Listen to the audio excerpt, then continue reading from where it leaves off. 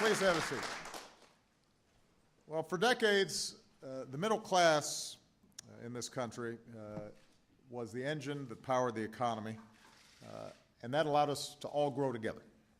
Hard work paid off, responsibility was rewarded. It was that basic bargain that made this country great, that no matter who you are, where you came from, you could make it if you put in enough blood, sweat, and tears. But over time, a winner-take-all philosophy began to take hold, and it delivered huge rewards to those at the very top, but left everybody else working harder and harder just to stay afloat. A lot of families took on more debt just to keep up. Mortgages were sold that people really didn't understand and in some cases couldn't afford.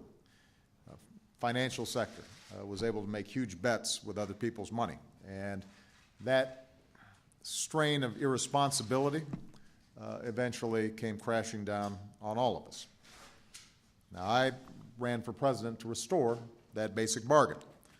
I ran because I believe that our economy works best not from the top down, but from the middle out and from the bottom up, where you've got a rising, thriving middle class and ladders of opportunity for everybody.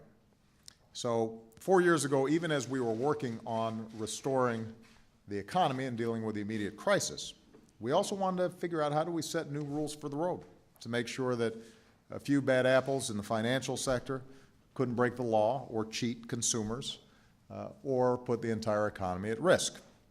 And I was fortunate, even when I was running for president, to have some friends like Elizabeth Warren, who had already done a lot of academic work on this and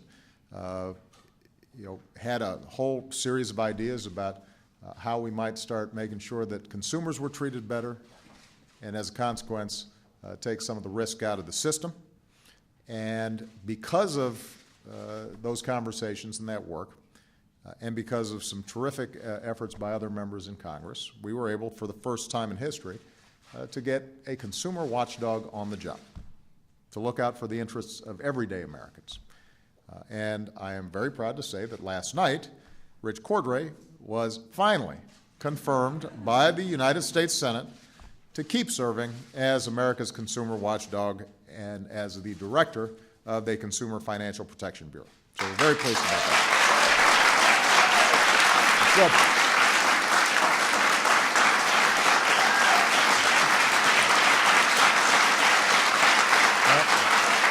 Good. I first nominated Rich for this position 2 years ago this week. He was eminently qualified. He had the support of Democrats and Republicans from across the country. A majority of state attorneys general from both parties, Rich's former colleagues, called on him to be confirmed. And for 2 years, Republicans in the Senate refused to give Rich a simple yes or no vote. Not because they didn't think he was the right person for the job, but because they didn't like the law that set up the consumer watchdog in the first place. But without a director in place, the CFPB would have been severely hampered.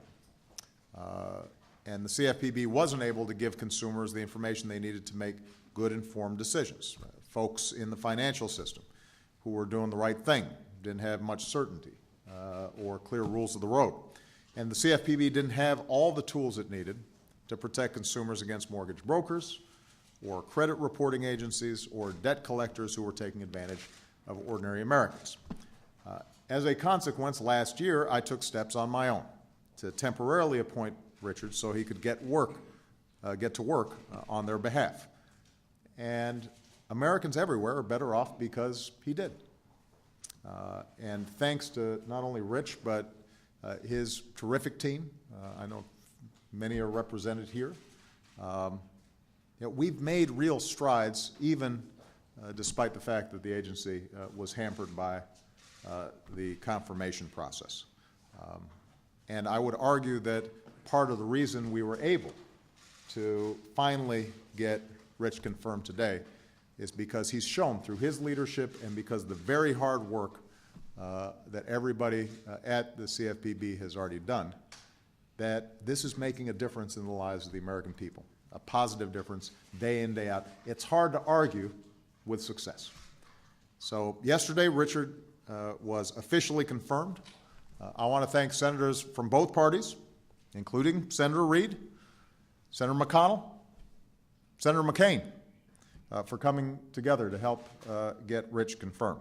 And obviously Elizabeth, who wasn't a senator when she thought this up, but is now a senator, she was poking and prodding people for a long time to help make it happen.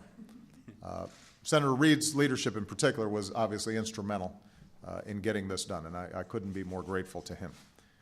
And together, we're giving Americans a guarantee that the protections they enjoy today will still be around next year, and the year after that, and the year after that, and for years to come. While we're on the topic of nominations, I also want to thank the Senate for agreeing to give my other nominees who've waited far too long the votes that they deserve. These are all highly qualified men and women who are just ready to go to work for the American people, for students and for seniors, for veterans, for middle-class families.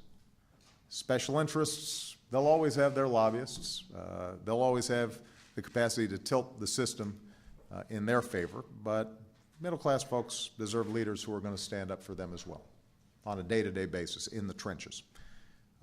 So let me use this opportunity to remind people of what the Consumer Financial Protection Bureau under Rich's leadership can do and has done already, even in some difficult circumstances.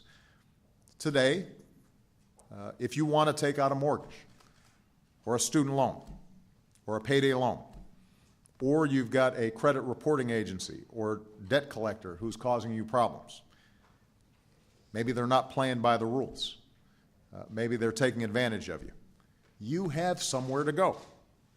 The CFPB has already addressed more than 175,000 complaints from all across the nation, giving people an advocate who is working with them when they're dealing with these financial institutions that may not always be thinking about consumers first. Today, as part of the CFPB's Know Before You Owe efforts, students and their parents can get a simple report with the information they need before taking out student loans. And more than 700 colleges have joined to make this information clear and transparent. It's making a difference. And by the way, if you've noticed that some credit card forms are becoming easier to understand than they used to be, that's because of the work of Rich's team and other folks across this administration have done to make sure that people understand the kinds of debts that they're taking on through their credit cards. Today, veterans have access to tools that they need to defend against dishonest lenders and mortgage brokers who try to prey on them when they come home from serving their country. Today, seniors are better protected from someone who sees their homes or their retirement savings as an easy target for get-rich-quick schemes. And thanks to the hard work of folks at the CFPB, so far 6 million Americans have gotten more than $400 million in refunds from companies that engaged in unscrupulous practices. So this is not just some abstract theoretical exercise. Families, many of them hard-pressed, have money in their pockets, maybe in some cases saved a home, or were able to send their kids to college because of the work that Rich and his team is doing right now. And that's money that oftentimes families didn't have the power to recover before. So Americans are better off because of what Rich has done as our consumer watchdog and his outstanding team is doing each and every day. And by the way, that's just the tangible benefits that we know of, that $400 million in refunds. But part of what happens is when you've got a watchdog, people don't try as many things. And everybody starts tightening up their practices, and because they know somebody's watching. And so that has ripple effects throughout our economy. So Americans everywhere are better off because of the work that these folks have done. And now that Rich has gotten the yes or no vote he deserved, businesses and consumers have more certainty than they did before that this will continue. So we've come a long way over the last 4.5 years. Our economy is growing. Our businesses have created 7.2 million new jobs over the past 40 months. We've locked in new safeguards to protect against another crisis, and we are making sure that we are doing everything we can to change the incentives inside the financial system and try to end taxpayer-funded bailouts for good. And even though more work remains, our system is fairer and it's more sound than it was when the crisis hit. Of course, we've still got a long way to go to restore that basic bargain, to restore that sense of security that too many middle-class families still are fighting to rebuild. But if we just keep letting people like Rich do their jobs, if we let all these incredible young people know that you're going to keep on going for a long time, you're building something that it will last beyond our government service and will be providing protections for generations to come. And if we keep focused on that North Star, a rising, thriving middle class, an economy where prosperity is broad-based, then I'm confident that we're ultimately going to get to where we need to go. So I want to thank everybody, and I just want to give Rich a quick chance to say something.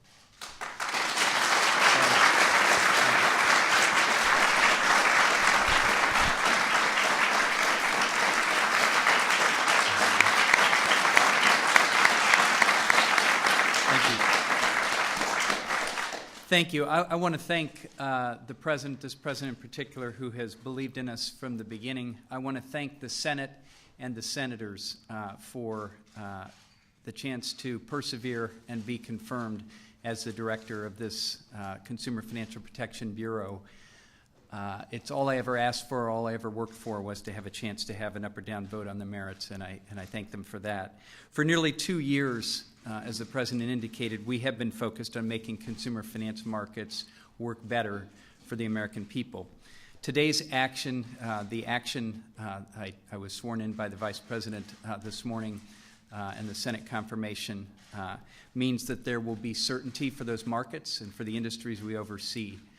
For me, it also reaffirms that our central responsibility is to stand on the side of consumers and see that they're treated fairly, just as the President described it. It's something that people deserve.